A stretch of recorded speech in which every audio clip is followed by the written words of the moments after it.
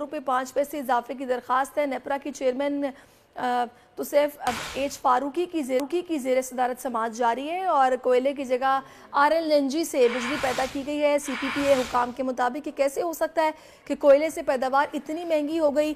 नेपरा हुकाम की जानिब से कहा गया है कि आपको RLNG पर मुंतकिल होना पड़ा।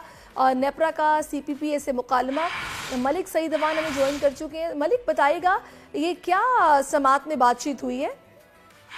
जी बिल्कुल, आज सही की माना फील्ड एडजस्टमेंट की हवाले से जो बिजली के चार्जेज हैं उस हवाले से नेपरा में समाअत जारी है। समाअत के दौरान जो है वो हुकाम की जानिब से ये बताया गया कि इम्पोर्टेड कोयले से जो बिजली है वो महंगी पैदा हो रही थी, जिसकी वजह से RLNG से जो है वो शिफ्ट किया।